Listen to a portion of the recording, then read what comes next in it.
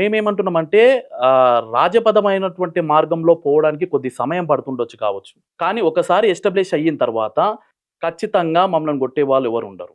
మేమేమంటున్నాం ఈరోజు మేము గూడా ఈ యొక్క రాష్ట్రంలో ఉన్నటువంటి ప్రజలను ప్రలోభపెట్టొచ్చు మేము. హ్మ్. ప్రజలు ఏం కోరుకుంటున్నారు ఎన్నికలలో?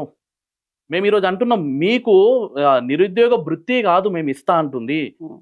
ఉద్యోగ అవకాశాలు కల్పించాలని అంటలేము. మీరు ఒక ఉద్యోగాలని క్రియేట్ చేసే ఒక యువతగా మీరు జనరేట్ కండి అని చెప్పి మేము చెప్తున్నాం. హ్మ్. కానీ ఇది రోజు తెలంగాణ రాష్ట్రంలో మారుమూల గ్రామం వరకు ఈ వర్డ్ చేరాలంటే ఎంత సమయం పడుతుంది? హ్మ్. ఈరోజు తెలంగాణ వచ్చింది రాత్రి రాత్రి కాదు. హ్మ్. ఈరోజు భారతదేశానికి స్వాతంత్రం వచ్చింది రాత్రికి రాత్రి కాదు. దేనికైనా గాని మంచి పనులలో మనం గెట్ ఆన్ కావాలన్నా, మంచి పనులలో మనం ఉన్నత స్థాయిలటువంటి ప్రతిఫలాలు పొందాలన్నా గాని దానికి కొంత సమయం పడతది. ఆ సమయం గురించి భారతీయ జనతా పార్టీ ఎదురు చూస్తుంది. ఖచ్చితంగా రాబోయే రోజులలో ఈ దేశంలో భారతీయ జనతా పార్టీ పరిపాలించడానికి కావాల్సినటువంటి స్థానాలు ఏవైతే ఉన్నాయో అవి ఖచ్చితంగా తెలంగాణ రాష్ట్రాన్ని నుంచి సాధించి పెట్టే ఆలోచన భారతీయ జనతా పార్టీలో ఉంది. మాలాంటి కార్యకర్తలంతా కూడా దానికి తగ్గట్టుగానే పని చేస్తాం.